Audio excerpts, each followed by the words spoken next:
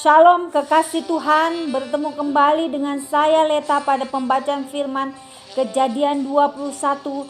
Tetap bersukacita dan semangat. Semoga Bapak Ibu sehat selalu dalam lindungan Tuhan. Sebelum membaca firman, kita berdoa terlebih dahulu. Bapa yang bertahta di dalam kerajaan surga, segala puji, hormat, kemuliaan hanya milik-Mu ya Aba Bapa. Berkati kami Roh Kudus, Roh Allah yang manis, yang lembut. Urapi kami dengan seluruh pendengar yang mendengarkan firman-Mu. Terangi hati dan pikiran kami saat membaca firman-Mu. Kami mulai pembacaan firman ini hanya di dalam nama Tuhan Yesus yang ajaib. Haleluya. Amin. Kejadian 21. Ishak lahir. Tuhan memperhatikan Sarah seperti yang difirmankannya. Dan Tuhan melakukan kepada Sarah seperti yang dijanjikannya.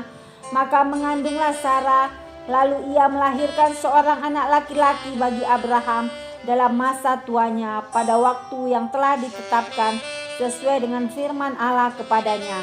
Abraham menamai anaknya yang baru lahir itu Ishak, yang dilahirkan Sarah baginya.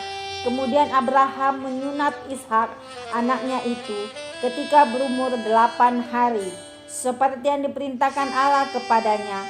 Adapun Abraham berumur 100 tahun ketika Ishak anaknya lahir baginya.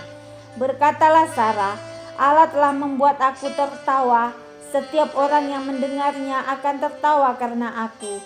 Lagi katanya, siapakah tadinya yang dapat mengatakan kepada Abraham, Sarah menyusui anak?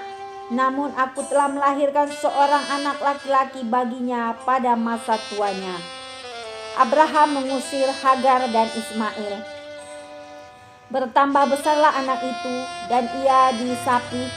Lalu Abraham mengadakan perjamuan besar pada hari Ishak disapi itu.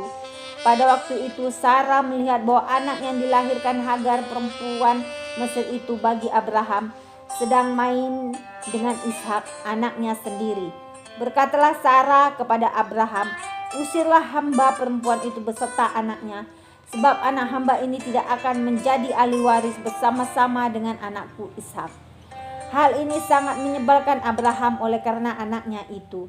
Tetapi Allah berfirman kepada Abraham, janganlah sebal hatimu karena hal anak dan budakmu itu. Dalam segala yang dikatakan Sarah kepadamu, haruslah engkau mendengarkannya. Sebab yang akan disebut keturunanmu ialah yang berasal dari Ishak. Tetapi keturunan dari hambamu itu juga akan kubuat menjadi suatu bangsa, karena ia pun anakmu. Keesokan harinya pagi-pagi Abraham mengambil roti serta sekirbat air dan memberikannya kepada Hagar. Ia meletakkan itu beserta anaknya di atas bahu Hagar.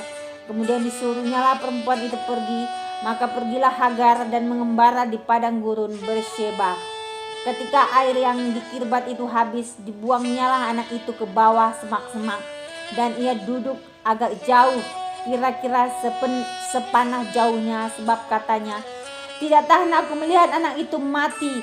Sedang ia duduk di situ, menangislah ia dengan suara nyaring.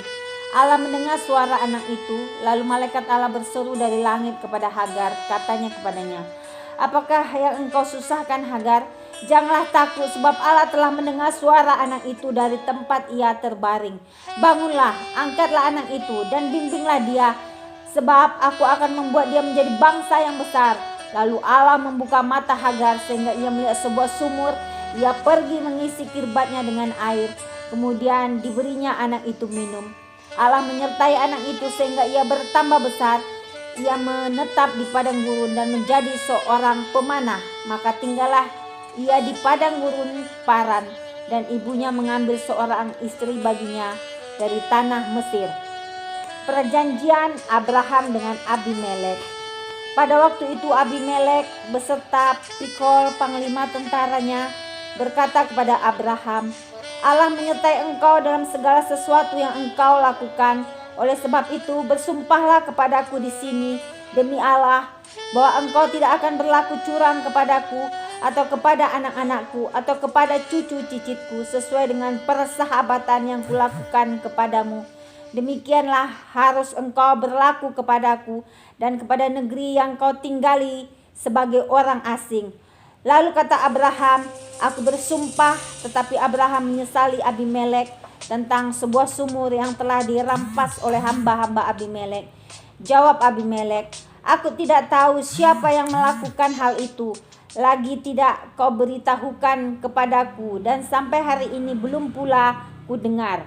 Lalu Abraham mengambil domba dan lembu dan memberikan semuanya itu kepada Abimelek. Kemudian kedua orang itu mengadakan perjanjian, tetapi Abraham memisahkan 7 anak domba betina dari domba-domba itu. Lalu kata Abimelek kepada Abraham, untuk apakah ke-7 anak domba yang kau pisahkan ini? Jawabnya, ke-7 anak domba ini harus kau terima dari tanganku untuk menjadi tanda bukti bagiku bahwa akulah yang menggali sumur ini. Sebab itu orang yang menyebutkan tempat itu Beersheba, karena kedua orang itu telah bersumpah di sana. Setelah mereka mengadakan perjanjian di Beersheba, pulanglah Abimelek beserta Pikol, panglima tentaranya, ke negeri orang Filistin.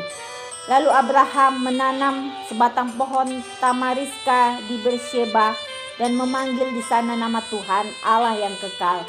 Dan masih lama Abraham tinggal sebagai orang asing di negeri orang Filistin. Amin. Terpujilah Engkau Tuhan Yesus yang maha baik. Terima kasih kami sudah memperdengarkan dan mendengarkan firman-Mu hari ini. Berkati para pendengar channel YouTube ini. Berikan kesehatan, rezeki, kekuatan iman yang baru dalam menjalani kehidupan hari ini. Kuasa darah Yesus membungkus kami untuk terus maju, membaca, merenungkan, serta melakukan firman-Mu. Tuhan Yesus, Engkau Allah yang peduli dan mengerti atas setiap problema kehidupan kami. Kami percaya Tuhan, Engkau Allah yang menerobos di depan kami seperti air yang menerobos setiap masalah hidup kami. Terpujilah Engkau Tuhan, Allah yang kami puja, kami sanjung dan kami cinta selamanya, hanya Yesus Tuhan. Haleluya, amin.